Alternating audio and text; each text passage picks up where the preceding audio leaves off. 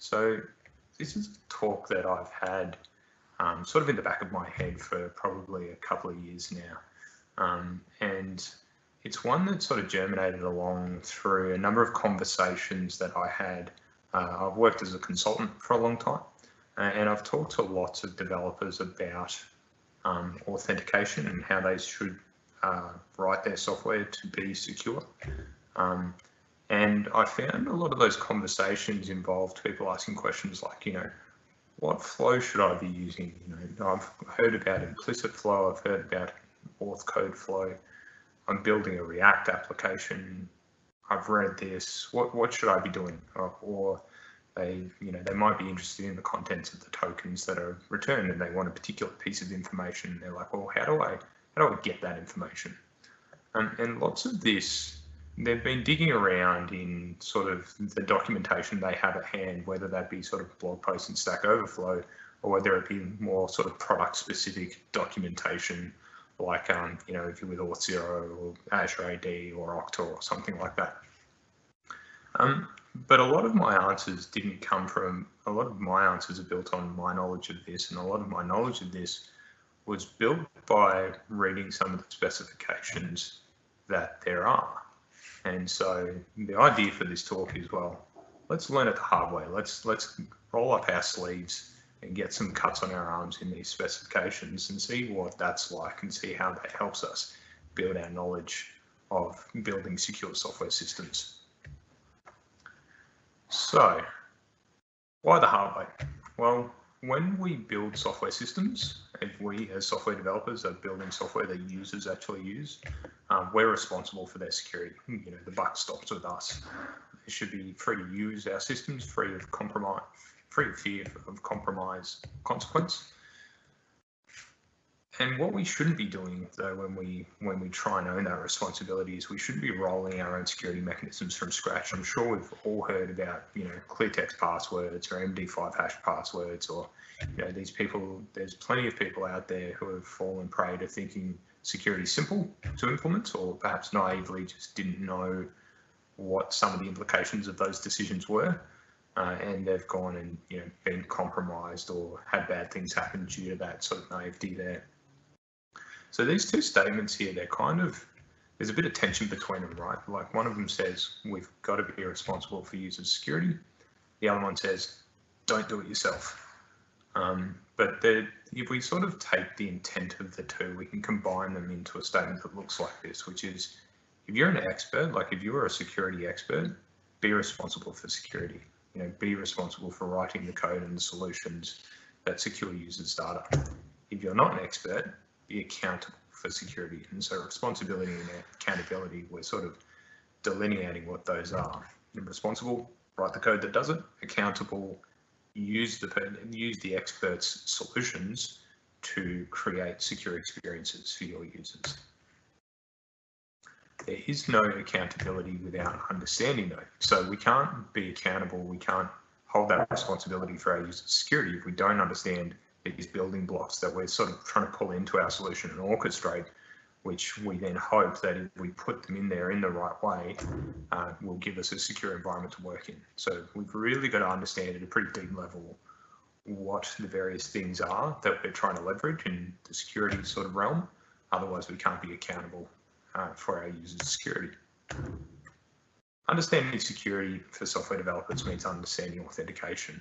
There's a whole realm of other security topics, from physical security to sort of network security and environment security, etc. At the moment, we're focusing on the software side of it, so application security. And the modern authentication solutions that we care about are built on standards. And primarily these days, that means OAuth 2 and OpenID Connect. And that's what we're going to get stuck into today. So before we get into sort of diving into things, let's sort of frame what we're not going to do today. One of the things we're not going to do is go through the basics. So I'm not here to give you that 1,000-foot view that everyone's seen of the various process flows that are there within OAuth and why it is how it is. We're not going to validate the framework, so I'm not going to tell you why it's heaps good or why certain parts of it are effective at providing security. We're not really there to scrutinize it. And we're not going to be here just reading these specs either. Otherwise, you know, I suspect you'll log off pretty quickly. So, you know, I've tried to take the subject matter and then take us on a couple of interesting journeys through it. So what are we going to do today then? So our plan is to implement the authorization code flow. Now, the authorization code flow is one of two flows that, well, kind of three flows that we really need to know that will cover most of our bases for modern application authentication. So you've got authorization code flow. There's another one called client credential flow, which allows server-to-server communications. And there's another one called device flow. And what device flow does is allow us to log into devices like Apple TVs and stuff like that don't have good user interfaces for us to sort of, or input devices for us to go and log in with. And it kind of looks like this. I said I wasn't really going to go into the 1,000-foot view. This is more just to frame what we're going to do today. We are the user. We're going to rock up at a bit of software, which is this confidential relying party, otherwise known as the client. And we're going to interact in certain ways following the protocols specified with an identity provider. So the bit that we're going to build today via the specification is the client. We're going to build it as a .NET Core Web API. So it should be familiar, hopefully, to most of the audience at the moment, what that is and what it looks like. And so that's what we're going to use to house our client as our client application. The identity provider we're not going to build, basically because there's no way we would have enough time. We'd have too much ground to cover there, basically. So instead of that, what I'm going to do is use a great product made by Dominic Bayer and Brock Allen called Identity Server. Identity Server 4 in this case. So I've got it. It's part of the .NET Foundation. It is OpenID certified, so it is a compliant endpoint. We can sort of assume that it's going to faithfully represent the bits of the spec that the server has to facilitate. And so with that in mind, now we've got a plan. We're going to implement authorization code flow. We're going to implement the client portion, and we're going to work with identity server as the server portion of this. Let's then dive into, well, let's go over and have a quick look at what that sort of breaks down into, and then we'll get into how we're going to go through that in this talk. So auth code flow sort of breaks down like this over 8 steps. We're going to, and it's pretty simple at a high level. We prepare an authentication request. We send that to the authorized endpoint and the authorization server. The server authenticates us and it obtains consent for the data that our application is asking for. It sends the user back to the client app with an authorization code and grant. The client then has to go to the token endpoint with that grant, and the token endpoint returns some tokens to the client, and it then validates them and then retrieves the information about the user. And hey presto, we're all done. Now, before I dive into here, let me just check. Dave, is there any Q&A that needs to be answered at the moment? No, not at the moment. All right, cool. Maybe you can sort of just MC, jump in if you hear anything that is worth me commenting about rather than me trying to jump across. Feel free to interrupt me at will. Okay. Cool. Like, yeah. I'm just practicing. Yeah. What is your question, Dave? No, all good. Let's move on. So, how I've broken this down to try and make it somewhat digestible within a talk is to focus on 2 parts. And so in this case, the 2 parts are going to be our interactions with the 2 endpoints as part of this flow. So one of them is the authorized endpoint, the other one's the token endpoint. And in both of those, as we sort of journey through the spec, we learn some interesting things. And so the first part I've called rabbit holes. And it's a rabbit hole because we're going to enter the spec and we're going to start going through it, and we quickly sort of dive down this very interesting journey that it takes us on as we sort of learn what we need to learn in order to effectively enact this part of the protocol with the authorized endpoint. So with that, I'm going to jump into the specification. Not that one though. What I want is this one. So with our specification here, these specifications are pretty dry to look at. I guess they're lengthy, they're verbose, they're not necessarily super exciting. But the beauty is when you actually get stuck into them and you're trying to implement something real with them, that you sort of appreciate the detail that they go into. So the bit that we're interested in is the authorization code flow. This is the OpenID Connect specification that we're working with here. And it's going to tell us what we need to do to implement the authorization code flow. And so these are the steps that we saw before that I had up and was alluding to over in PowerPoint. Where I'm going to start is down here in the authentication request, because this is the thing that we want to send, right? Here it says the authorization server must support HTTP GET and POST as defined in this RFC. And one thing that we'll see as we go through this is they refer off to other RFCs when they're of interest. I'm going to call it out. If not, I'm not going to. Now, it also starts talking about query string serialization as, the mechanism we need to use in communicating with the server. So one of the things we'll see pretty quickly as we work through this is it sort of follows this idea of the robustness principle or Postel's law, which says be liberal in what you accept, be conservative in what we send out. And so what we see is a lot of the things when it's telling us what we need to send, it's really, really strict about what it specifies that we need to send. And then on the flip side of that, when we're accepting things, it sort of says things like, oh, just ignore anything you don't sort of understand or that is unspecified. So with our authentication request here, where we want to get is we've got down here, we can start seeing the content of the request that we want to get into. So we're going to have to build a request. We're going to build a query string for the request that we're going to send to that authorize endpoint. And these are the things that we need to provide in that. We've got scope. And the interesting thing here is it says it must contain OpenID as a scope value. If the OpenID scope value is not present, the behavior is entirely unspecified. So this basically means all bets are off. If we don't send that scope, the auth server doesn't know what we're talking about. We don't know what behavior we're going to see back from it. And the flip side of that means if we do see the OpenID scope, we can be pretty confident that we're enacting this protocol. And so that's something that you can look for when you're sort of trying to debug or see how various systems work.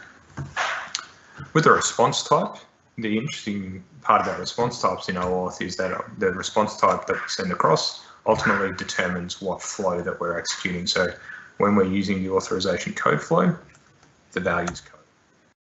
We send over a client ID. So when a client and an authorization server want to interact, they need to know about each other. The authorization server needs to know about what clients it expects to see rock up. And this is sort of an important part in how it provides security around those interactions. And so I've registered my application with that authorization server. We have a redirect URI, and this is where it's going to send back the authorization grant or that code that we're after. And the key part here is the URI must exactly match one of the redirect URI's values for the client. And so we register this when we register the client. We say send our tokens here. And what that means is some malicious party can't just rock up to our authorization server, try and enact an authorization flow, and then receive tokens from the server that it might be able to, maliciously use against our software. So that's all pretty straightforward. And let's just open up some code now and have a look at that. Give me 1 second while sorry, I would have had all of this set up perfectly, but we were busy spelunking with Teams, so you'll have to forgive me as I reset up a couple of these tools. All right, awesome. So the code at the moment, as we've been following this specification, starts to look like this. We've got our authorize endpoint here that we're going to communicate with. That's on our local dev identity server that we know that's up and running on port 8080 over here. Oh, sorry. Oh no, I'm going to have to run him up.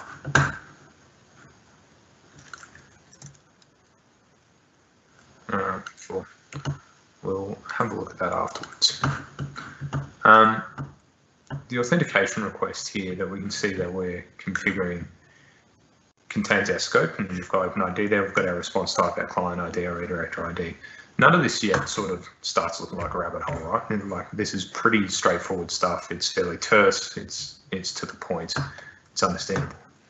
Now, the rabbit hole starts opening up though when we get to this state parameter. And so you can see here I've got state and I'm URL encoding whatever the content of this anti-forgery token class is here, get for current user.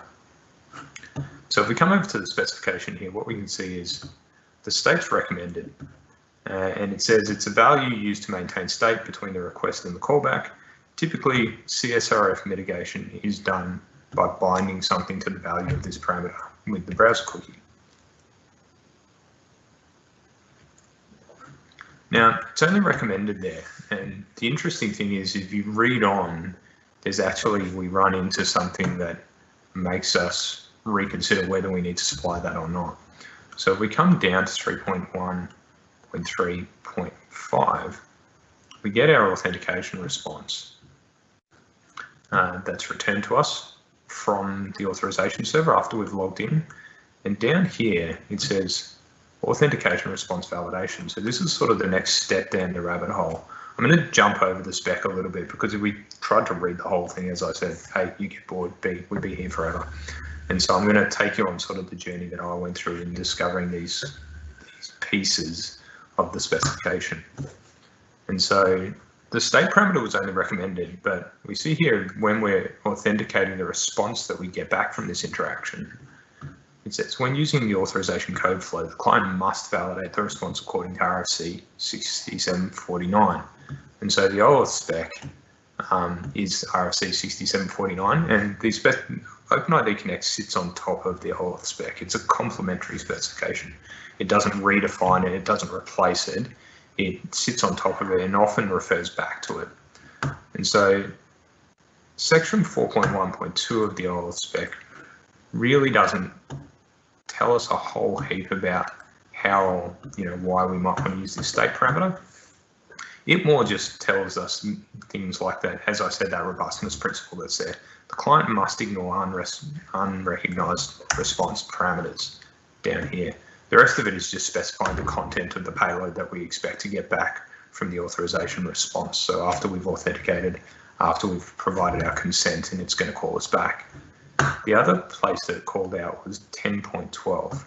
Now you notice my RFC document here looks a little bit different than they usually look, and I've got this sweet table of contents. That's because there is a Chrome extension called RFC Restyle. It's really, really handy. It makes it look better and it makes it actually navigable, whereas previously it was not. So 10.12 talks about Csrf. And so Csrf is a way that we can exploit web applications and make people follow links that make them do what they don't want to do, like transfer money out of their bank or things like that. I'm not going to go into too much detail on what it means, but it says here the client must implement Csrf protection for its redirect URI. And so that's a lot more strict than what we saw before, where it's saying, oh, you should use the state parameter for Csrf protection. It's saying you must implement Csrf protection. And then down here it says the client should utilize the state request parameter to deliver this value to the server. So that's why we've gone and decided to implement this in this way. Is it says, well, you've got to do it, and you might as well use the state parameter to do that. There's probably other ways in that frameworks might supply that Csrf protection, but since we're following the spec here, we'll do what it's telling us to do. And so we're another step down the rabbit hole now. And the next one comes down here. It says the binding value used for the Csrf protection must contain a non-guessable value. And it actually defines what that non-guessable value should be in section 10.10. It says the probability of an attacker guessing generated tokens must be less than or equal to 2 to the power of -128 and should be less than or equal to 2 to the power of -160. I imagine most of you at the moment, unless you're, full-on security boffins who know what that means, are sitting there scratching their head, which is certainly what I was doing when I ran into that statement. I was like, what on earth does that actually mean? What it means in sort of layman's terms is that whatever the token is needs 128 bits of random information. And ideally should have, it should have at least that much, and ideally should have at least 160 bits or more of random information in it that is unguessable. So with that being said, how might we then generate a token that has that entropy in it and implement this in our software over here? You can see there is an implementation here. We'll dive into that in a sec.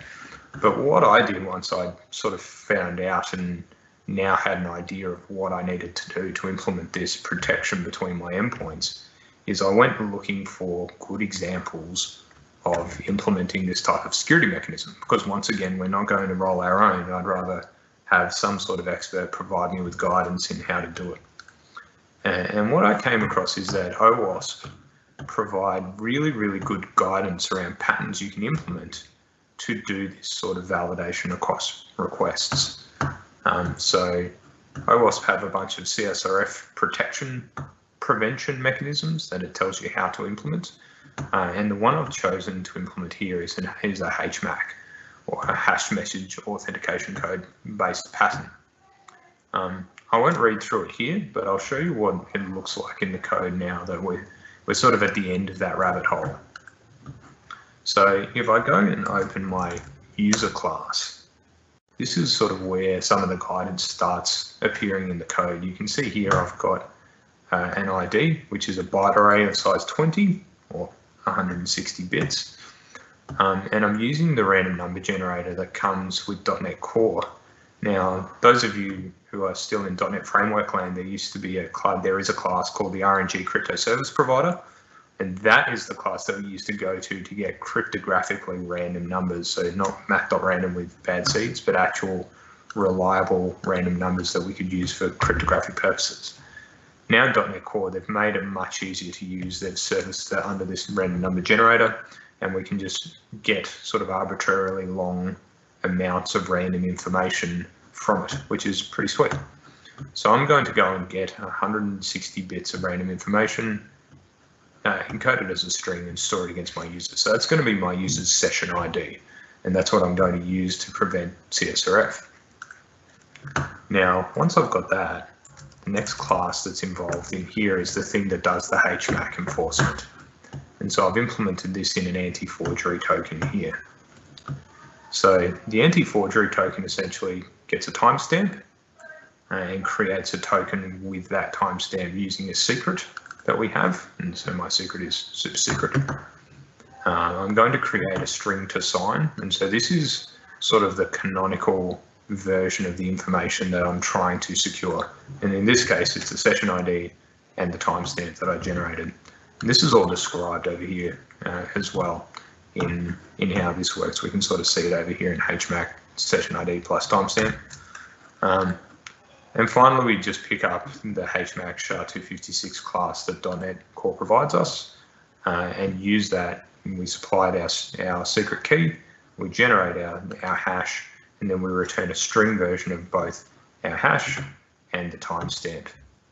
And that's enough for our login controller to then append that to the request for Csrf protection. And so if we jump over to the other side of that, see is that the first thing we do when we receive a response from the authorization server is we validate that anti-forgery token. And that's reasonably straightforward. We just dive back into our token that we get, and we reconstruct a token ourselves, and we make sure that that it is as we expect it to be. So we create a token from the timestamp and the currently logged in user's session ID. So we get their session ID once again. We create that token, we compare it to the token we received. We check the timestamp as well that was appended to the end, and if all that lines up, well, we're happy. We know that the request that we sent, the response that's coming back has to be in response to the request that we sent. All right, cool. Now, let's go back and recap now over here. So the rabbit hole we just sort of dove down through the OpenID Connect spec and through the OAuth spec looked a bit like this. We started at the authentication request and we were reading through the content of that, had a bunch of mandatory stuff that we needed to specify as per the protocol. And then it said, you should use this state parameter to implement Csrf mitigation. Then as we sort of progressed on through the specification and we were interested in receiving a response from the authorization server, it says the client must validate the request as per OAuth 4.1.2 and 10.12. So we jumped over to the OAuth spec and it told us that we must implement Csrf protection and we should use the state parameter for it. So that made us go, well, I guess we'll implement this in our client as per the specified way. And then it told us that the probability of the attacker guessing the token should be a certain amount. So we followed that guidance.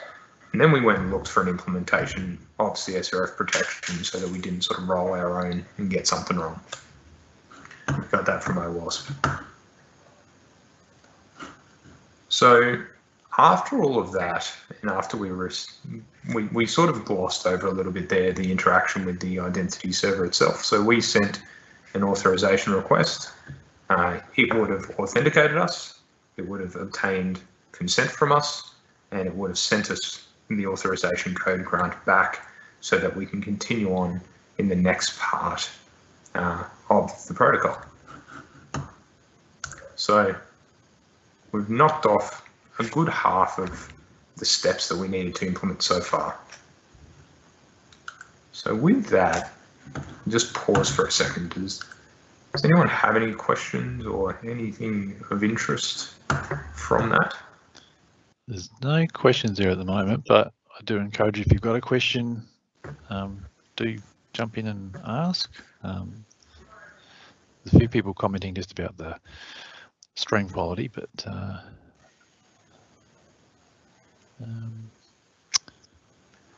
maybe just keep going. I'll let you know if there's anything else that comes in. Okay, cool. Is one thing I wanted to ask, is the transitions between screens working okay at the moment? Or is it going too fast and we're missing transitions? Or No, I think it's all right. There's some people, I think, might just depend on bandwidth. Some of the text was a bit blurry sometimes, but then it seemed to come good. So, cool. Excellent. Yep. All right. Let's pick it back up then over here in part 2, which is called rabbit warrens. And so the previous journey that we just went on through a small part of the specification was reasonably straightforward and linear, right? We sort of went through the OpenID spec, we then jumped into the OAuth spec because the OpenID spec complements it and sits on top of it, and we jumped out to OWASP to get some guidance around how to implement Csrf, and that allowed us to complete that part of the authorization code flow.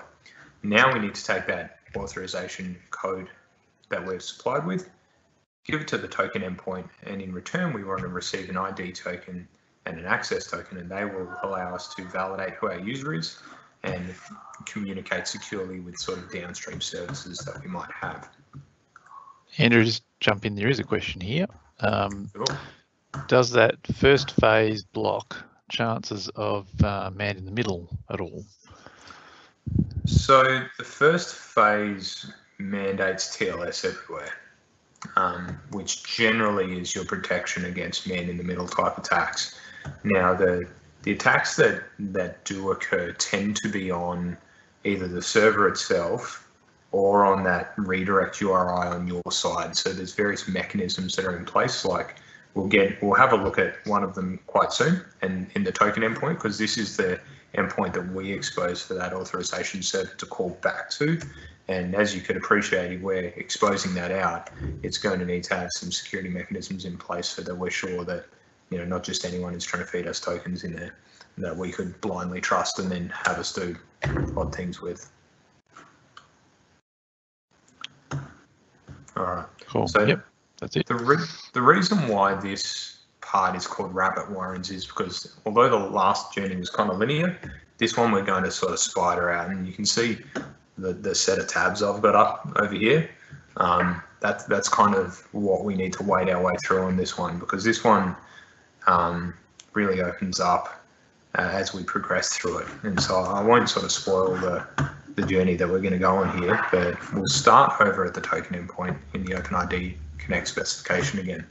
So to obtain an access token and an ID token, and optionally a refresh token, which we're not going to do this time, the client sends a token request to the token endpoint, and then we are going to validate that.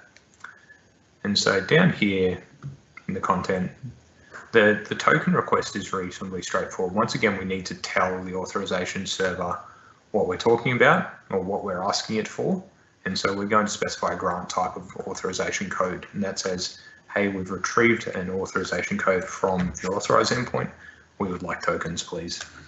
And then it says if the client is a confidential client, it must authenticate to the token endpoint.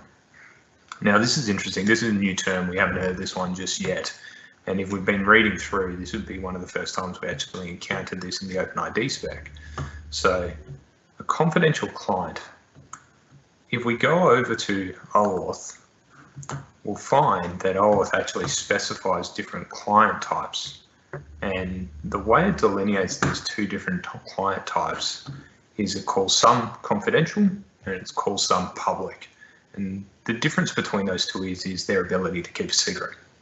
And so in our case, we have a web application that's probably going to be running on one of our web servers, and we can make a reasonable assumption that it can store or access secure credentials that it can pass to the authorization server in a secure way and use that to verify its identity and who it is. Whereas with public clients, you can't do that, right? If we've got say a mobile application or a JavaScript application that's running in someone's browser, we can't just put a credential in there because it's easily retrieved and used by malicious parties. So they need other ways of verifying who they are and participating in these protocols with the authorization server. So those examples are sort of given down here as well.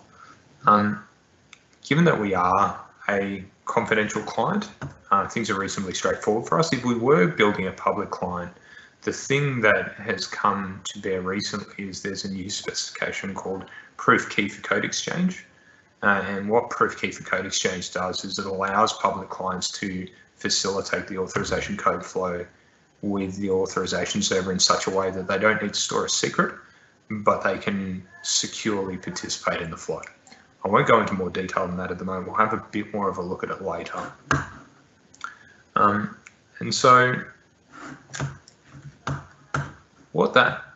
if we come back here, it says using the authentication method registered for its client ID as described in, that usually says section 9 and it's not saying anything. So there's some weird browser bug going on there, but I'll come up here and we'll go to section 9. And it basically says that we need to use basic authentication. So basic authentication is a pretty straightforward protocol, so I won't sort of dive into the detail of what that is here.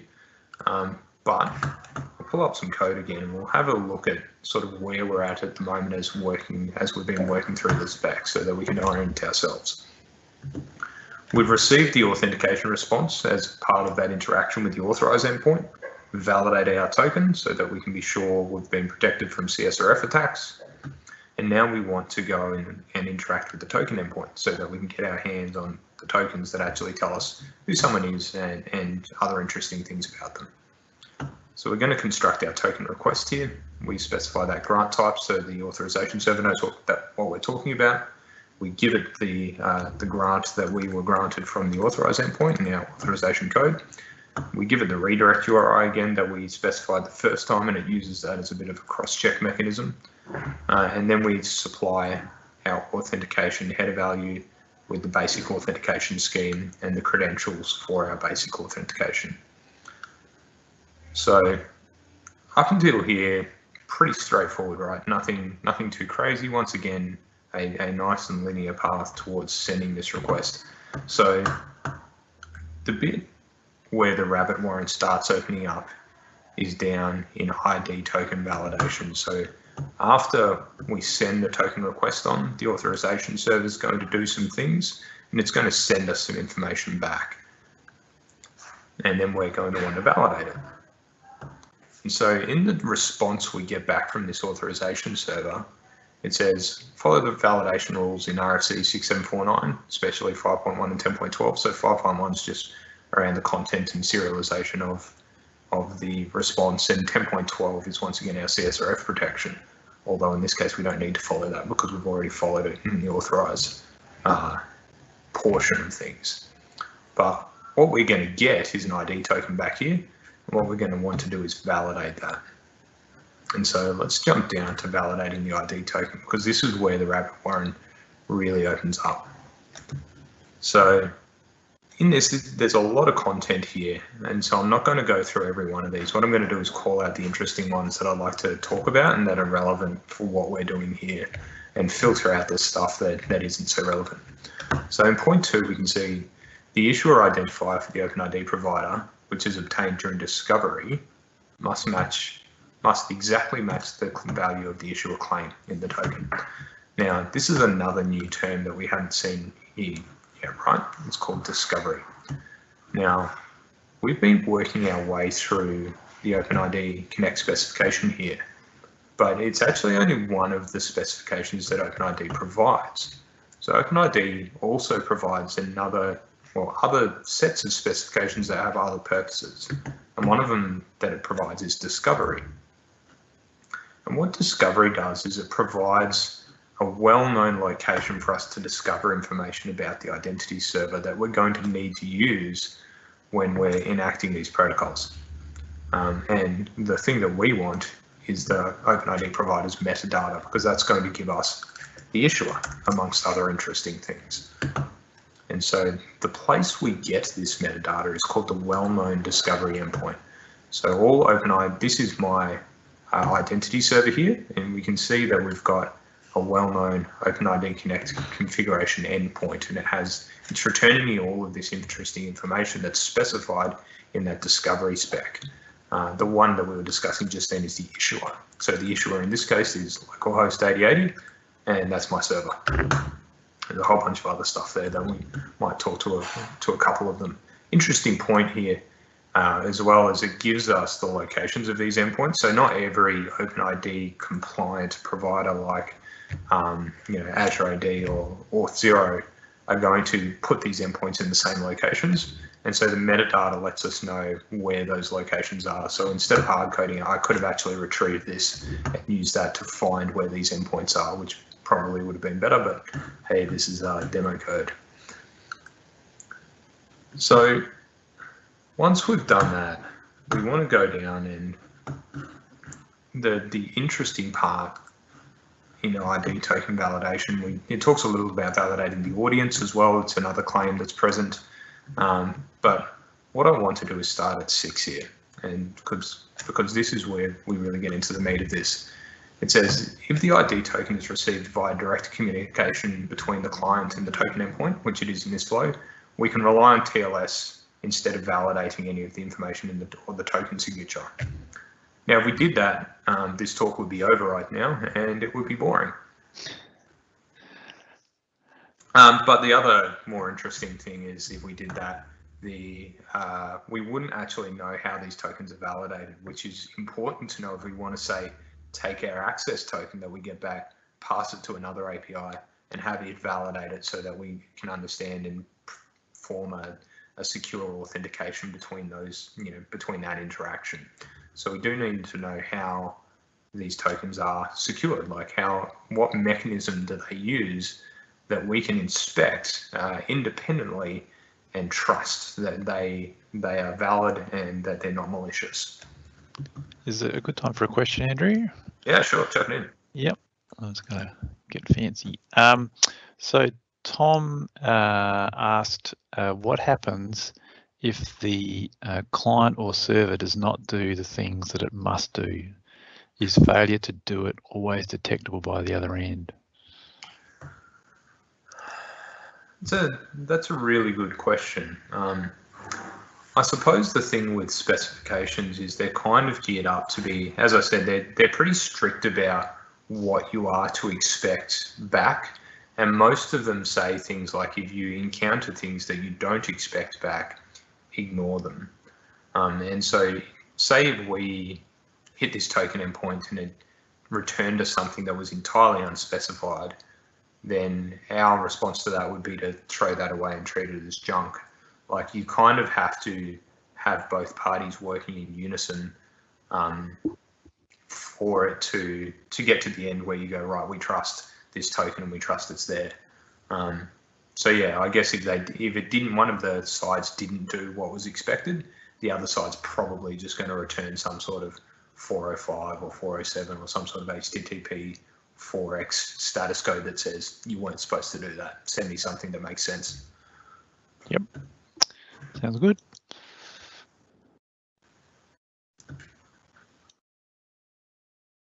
All right, cool. So if the ID token is received via direct communication, we can trust TLS to say, right, you received this over a secure channel, therefore you trust it. But there's no fun in that, and there's also there's value in the knowledge of how these tokens are validated. And so where I would like to start looking at that is not digesting more and more of this particular piece here, but what I'd like to do is start by going over to the Jwt specification. So the JSON Web Token specification, Jwt is the format that we receive these tokens in, the ID token and the access token. And this specification defines that format. It defines the parts of it, how it's encoded, what you expect to see in it, to a degree. And it also defines how it might be secured.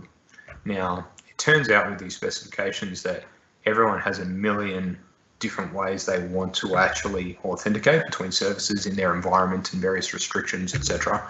So the way that tokens have evolved over time is quite complex, and there are a lot of permutations as to how they might be implemented depending on what the use case or what the application is.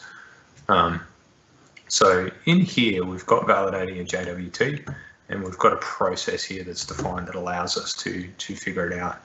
Now, the first 5 steps here are just around encoding and the shape that we're expecting to see. So if we receive this payload in, we can start just assessing the basics are in place. Yes, it's got at least 1 period character. Hey, we've got some content that sits either side of that period character. It's used various encodings that we expected it to use, and once we decode it, we get JSON out of that, etc. But it starts getting interesting here, where it says determine whether the JWT is a JWS or a JWE. Now, aside from sounding like a Dr. Seuss rhyme, that's interesting, because when I first came in here, and I've been working with tokens for quite some time. At the point, I didn't actually realize that there was a difference between these things, and this is what they were called. I just knew sometimes tokens could be encrypted and sometimes they could be signed. And it turns out there's 2 different specifications that back those 2 different mechanisms. And how we tell the difference between the 2, as in how we tell what's in our hands at the time, is over in the JWE spec. And so JWE is JSON Web Encryption. And what the JSON Web Encryption specification tells us, aside from how JWE works, which isn't really of interest to us right now because what we have is a JWS, it tells us how to tell the difference between a JWS and a JWE token. Now, the really easy way to do this, which is the way that we'll use, is that JWSs have 3 segments separated by 2 period characters, and JWEs have 5 segments separated by 4 period characters. So super simple, pretty easy for us to figure out. Now, if I go over to my application, I actually go through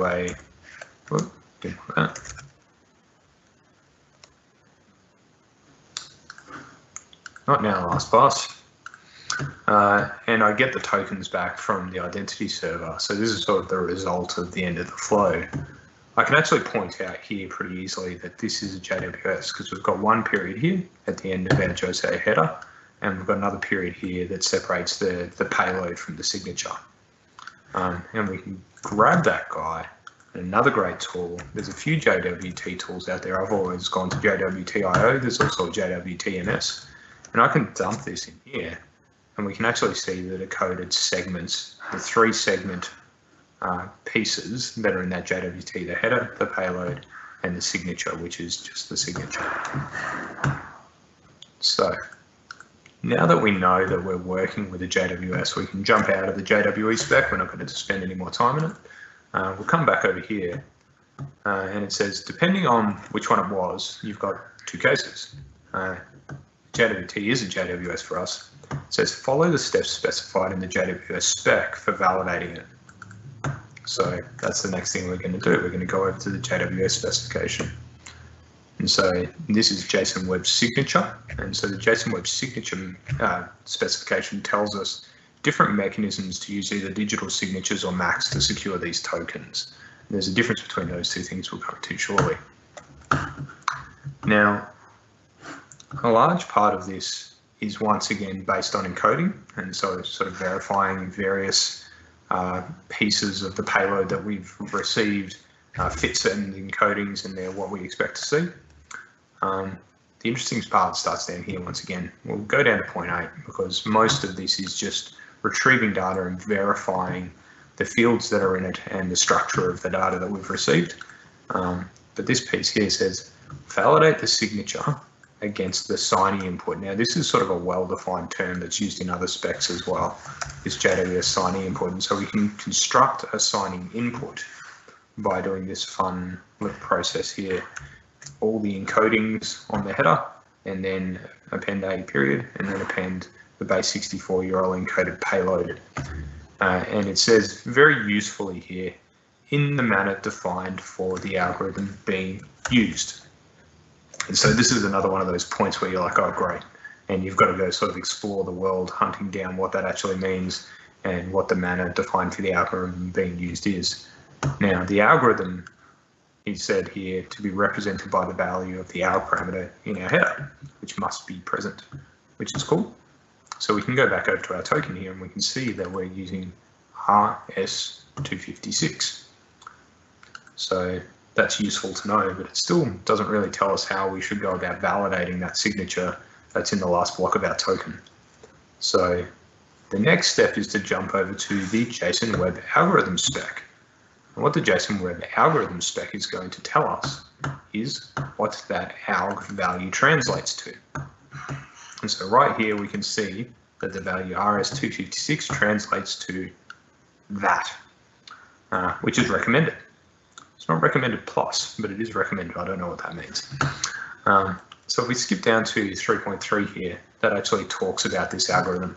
It's an RSA algorithm, PKCSV 1.5.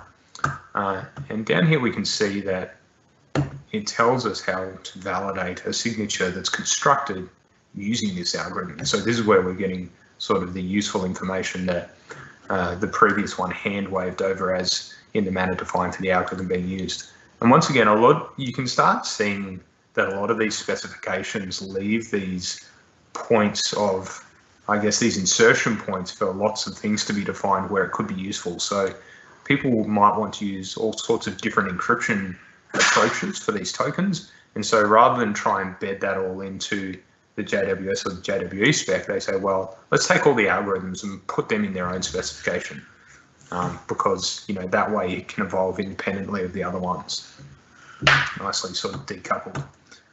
So down here we've got the instructions for validations for RS256. Submit the signing input. So there's that term that we saw defined by the JWS spec before, which was that sort of nice encoded bit of content. The JWS signature. So this is the last portion of the token that we received, and the public key corresponding to the private key used by the signer.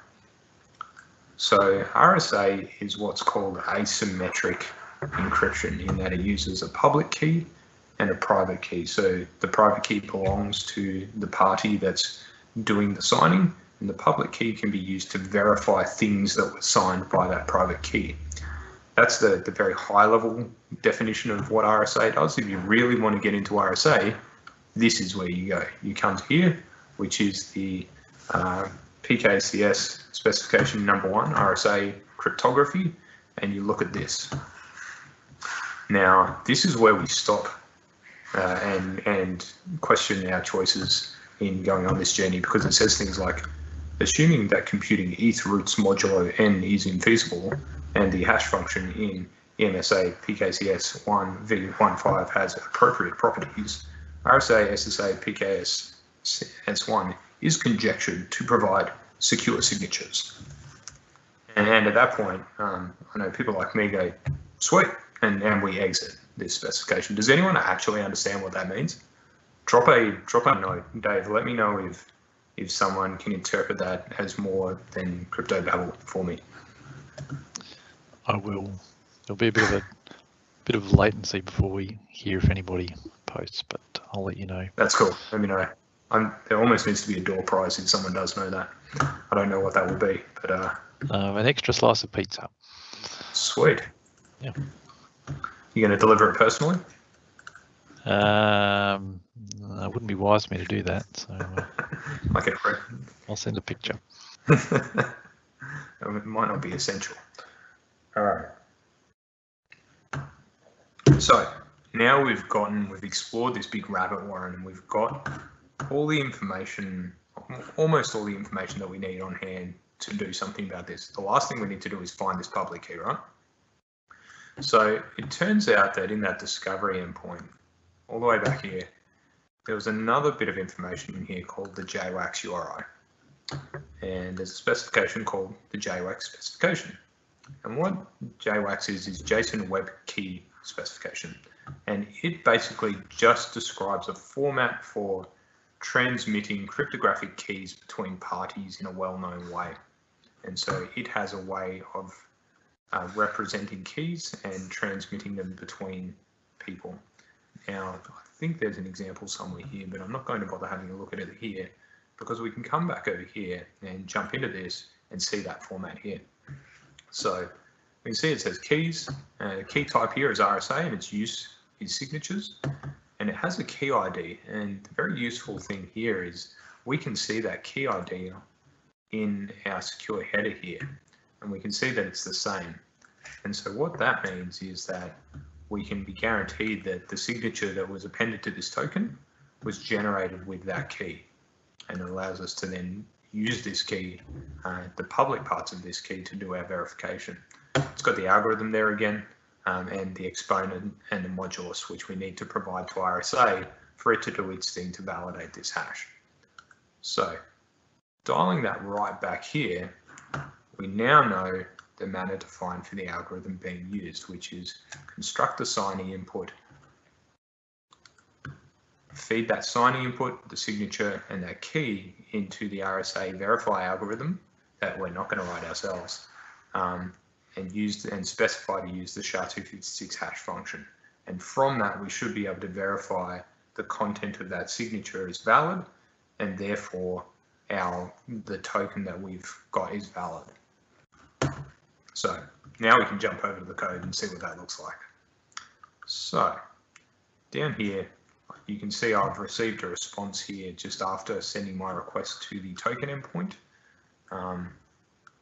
And what I'm going to do is validate the ID token that came back on the response. So I've got that as a string here. I'm going to jump in. And the first lot of stuff that I do here is really just, once again, a lot of decoding, a lot of splitting it apart to get the bits that I need to work with to do this validation.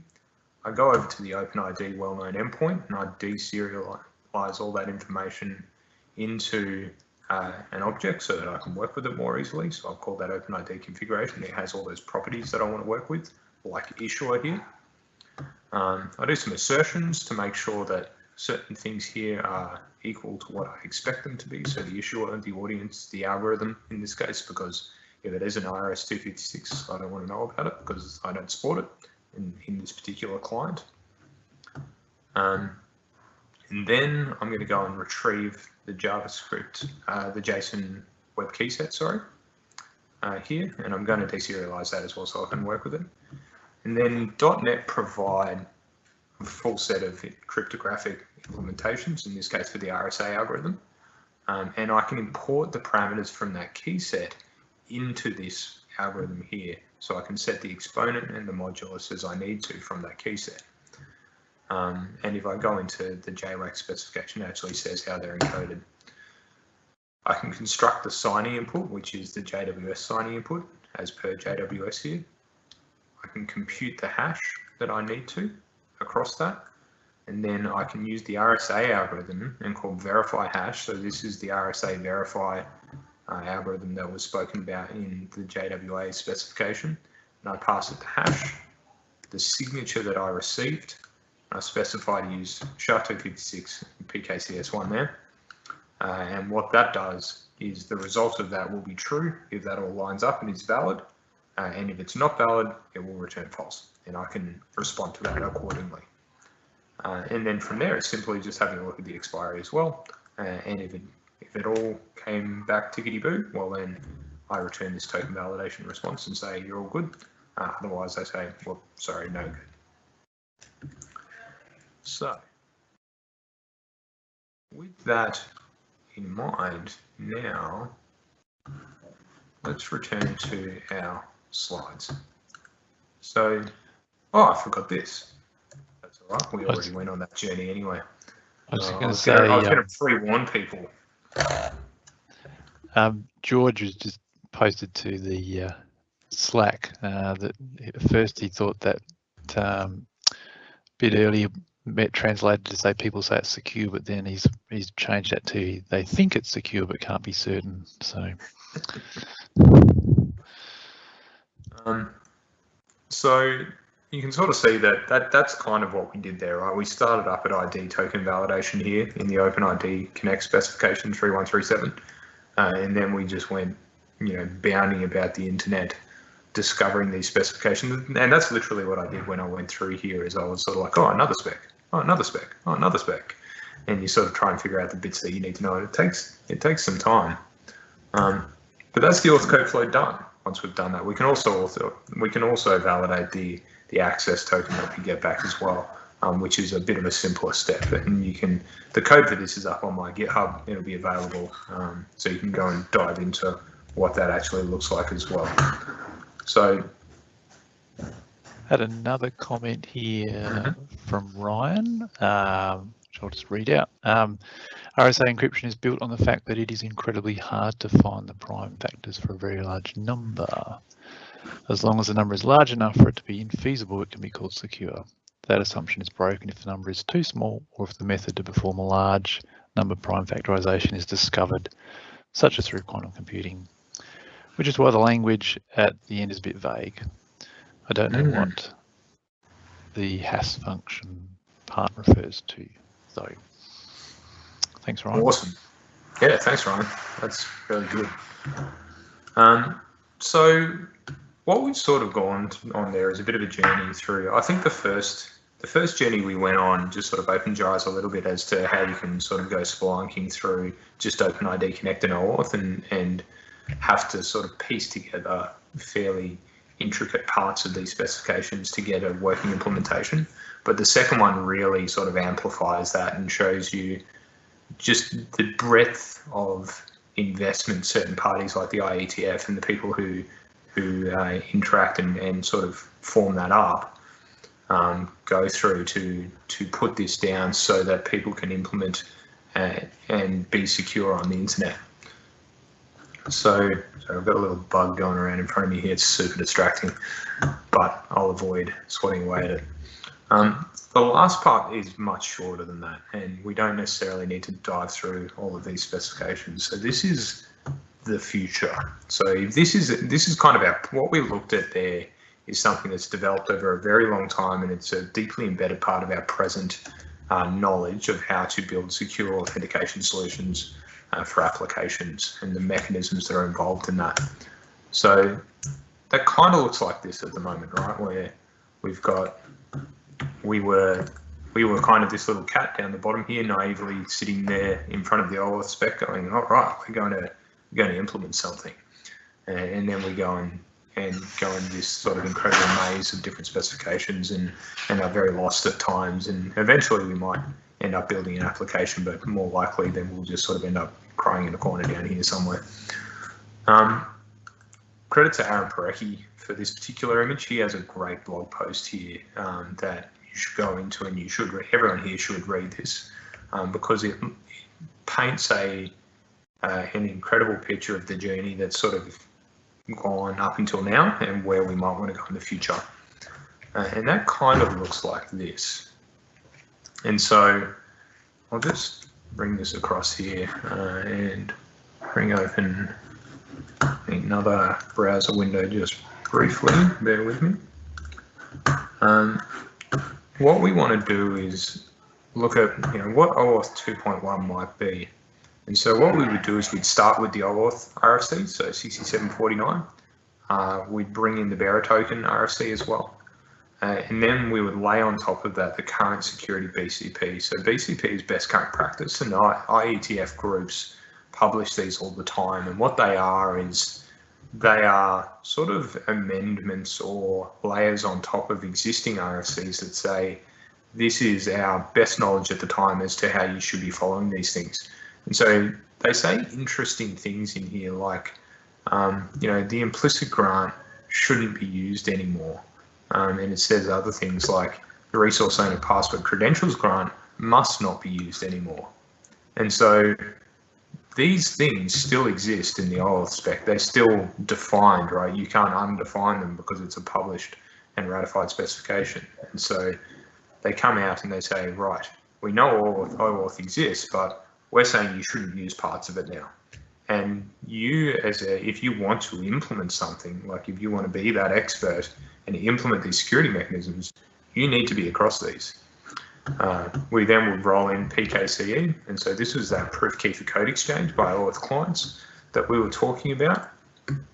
And it sort of defines that protocol of how we might interact between a public client and an authorization server in a way that is secure. And so if you want to sort of get into what PKC is, I'd recommend you go and read this. I won't do it at the moment. There's a bunch of application-specific BCPs, best current practices. There's one for browser apps, which is in draft at the moment and being developed by Aaron Parecki and other people. Okta's in there as well, ping identity. You've got the native app specification that's been actually ratified, which sort of drove a lot of PKC. You've got the device grant, which is that idea that I've got an Apple TV and it's got an app on it and I want to authenticate with that app, but I can't be stuffed using my remote to do that. So I'd rather use my mobile device. And then there's a bunch of other interesting ones culminating in the Jwt specifications. So the Jwt specs we work through aren't all of them. There's what is lacking at the moment in those specifications. And one of the gaps that OpenID Connect addresses is something that is more opinionated on the actual content of the payload of the Jwt. So not how it's secured and not necessarily how it's structured, but what you expect to receive at the end of these flows in the content of these tokens. And so there's best current practice around that as well. Speaking of BCPs, I just had another question asking, is there ways to keep up to date, like mailing lists or other ways of when the BCPs change? Yeah, you can actually jump. You can actually jump onto the IETF mailing lists and get involved in the various discussions that are happening there. I'm not sure if you can just subscribe to these documents. I haven't actually dove into what that might look like, but there's probably a good chance you can subscribe to the mailing list for the particular BCP, and you get notified as it sort of progresses through and is redefined and new ones are available. Yep. So we sort of said OAuth 2.1. Like, why would we want 2.1 though, right? Like, why wouldn't we have a V next of OAuth and that be this? So, I mean, I guess the underlying sensibilities of this is we want people to know where to start when they're learning about these things. So as you can see from the journey that we went on, at the moment, it's pretty challenging to dip your toes in this stuff. You sort of got to dive in, and then you discover just how broad it all is and how fragmented it can be. And it's very challenging to sort of grapple with and to confidently, say if you wanted to build a product like Identity Server, you can now appreciate just how much effort Dominic Bayer, Brock Allen and co put into making that a secure open source implementation of these standards.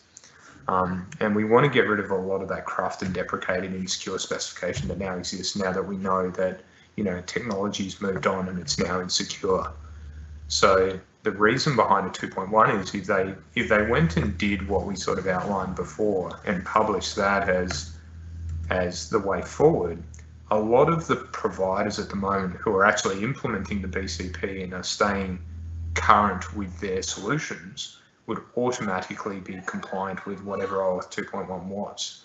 And people who weren't quite compliant with it, well, hopefully the gap between wherever they are and what they may need to implement to be compliant wouldn't be too far away. For example, a lot of people might be using authorization code flow, and it would just mean implementing PKCE on top of that, which if you're using the right client software and the right server that you're interacting with, it'll probably come for free anyway with a new get upgrade or something like that.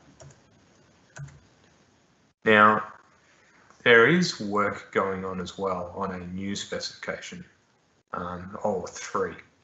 And you can see the result of this at the moment under OAuth.xyz, which sounds like a super official domain name.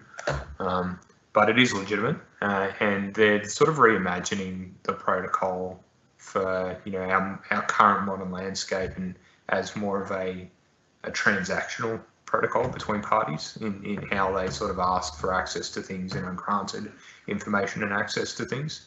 So jump on there if you're interested. There's a few client implementations of the current specification that's there. As to whether that's going to be a reality anytime soon, the answer is no, right? Like this stuff takes a very long time, years to culminate into things that are actually specifications that are published.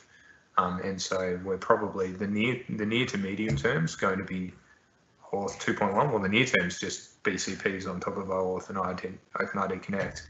The medium term is going to be whatever comes about with OAuth 2.1. And OAuth 3 will be many years away and something we don't really need to care too much about right now. That's that. All right, thank you, Andrew. I'll just give a chance if anyone's got any other questions to jump in now before we finish up the stream. Thank you for that. It's been some good questions posted in the Q&A. A few people posting on the Slack chat as well. I'll just jump back. Jim mentioned a little while back about the SHA function as the type of hashing function used in the HMAC, and has just posted a link there to a Wikipedia article on HMAC. So excellent. Thanks, Jim. Not surprised that Jim would be up to speed with authorization and authentication kind of things. Indeed. Yes. So yeah, well, a big thank you to everyone for participating in our first live streaming user group, and thanks for Andrew for being our first live streamed presenter. And yeah, I'm I guess always hanging around the Slacks, so if you have other questions or are curious about things, jump in there at me and I'll do my best to respond to things. Maybe not tonight. I'm probably going to sign off here and go grab a beer because I am parched from all this talking. But I'll do my best to respond. I'll also post some of the resources we've gone through tonight. So this slide deck I'll post up there, some GitHub links, things like that, so you can get into it. Yep. A couple of questions have just come through. So Mark asked, how does one secure a public client that wants data from an API without using end user credentials? How does one secure a public client that wants data from an API without end user credentials? As in there's not a user that has logged in? I think so. Well, one way. That's pretty tough actually, because one of what PKCE does is it involves the. You probably could use PKCE actually. Let me crack that back open. What PKCE does, let me just describe it real quickly. Over here is the client creates and records a secret called a code verifier, and then derives a transformed version of it called the challenge, which it sends over to the server in the auth request. The authorization endpoint responds as usual, but writes down the code challenge.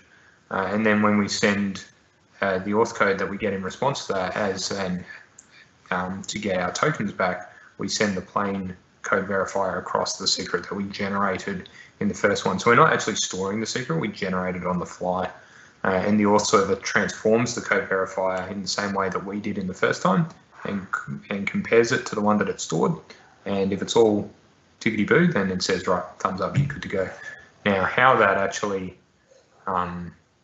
you still need to somehow authorize that that interaction. So I'm not sure entirely how you might do that, to tell you the truth, because I haven't really thought about an unmanned or a non-interactive sort of public application. Usually applications that aren't interactive happen in sort of secure places. Just reading Stephen Walter talking about he's been doing some cooking whilst the presentations are going on. That's well done, Stephen. Yes, actually, it was savoury. Someone's asked an unrelated question. Notice you're using Rider. What caused you to make the move, and would you suggest people have a look at it in contrast to Visual Studio? Yeah, good question. So the reason I jumped onto Rider is I recently moved jobs. So I'm working at Octopus Deploy at the moment. This is my first week there, and they all use Rider, and I thought, you know, why not? Like I'm a big ReSharper guy anyway, and so Rider is basically like VS Code plus ReSharper mashed into one. So it's a lighter weight than VS, but it's got all those power tooly things. So far, I'm finding it pretty good. It's got some cool things built into it, like a REST client, and you know, it's got little to-do lists, and it's got a nice unit test runner. It's got, you know, as you would expect from JetBrains, it's got absolutely top shelf refactoring and sort of power user capabilities, which is something that I rely on very, very deeply. Things like, you know, just being able to get over to the Solution Explorer with a shortcut, or refactorings, or creating new classes, or renamings. And a lot of it, VS is catching up, and it has caught up over the years, but it still can't do some of the things that ReSharper does, which is why I've always used it still. Yep. But yeah, I'm liking it. It's pretty good. Cool. Mike asks, do you know what the minimum .NET version is that you'd need for all the infrastructure that you use tonight? Minimum .NET version. Now, so I guess yeah, you'd have to go over to Identity Server. So what I've got here is an Identity Server solution, and so that has the various packages that make up Identity Server installed in it. I'm going to show you how bad I am at Rider at the moment, because I'm not going to be able to find how to get to the XML for this particular thing. I know. Whereas VS, I would double click it in VS 2019. So I'm still learning. Apologies. But yeah, you'd have to go to the Identity Server NuGet repo and see what the lowest version of that is. So if I go to, I guess, you would tell me somewhere in here. So the latest version of Identity Server. What things it depends on, and what the minimum version is. So that's Net Core App 3.1. This one is a dependency, so you probably can't use .NET Framework with that, but I imagine if we went to some of the older versions of Identity Server, either Identity Server 3 or potentially some of the older versions of 4, we would find one here and it would say what it targeted. Yep. But this one is .NET Core only. For this .NET Core app. Yep. Had another question which sort of interpreting what I think they're asking, which is they've enjoyed the session tonight, but for someone who's quite new to this area, is there anything you'd recommend them sort of to introduce themselves to authentication from a newbie perspective, I guess? Yes, absolutely. So one of my old colleagues named Rob Moore gave a talk at NBC Sydney called Modern Authentication, this one. He did it with Matt Davies. They were both principals at Redify at the time. You can see that I sort of stole one of their little diagrams actually for it for this talk surreptitiously there. Let me drop this into Slack and into Teams. This is probably one of the best primers I've seen in how to learn this stuff, and in the not hard way. Yep. Where is my Teams? I can copy that over if you want. So I'll do that. There we go. Now I have Q&A or conversation. Conversation might just be to you, Dave. I'm not sure. Yeah, I think it would be. So you can post that in the Q&A somewhere. Yep.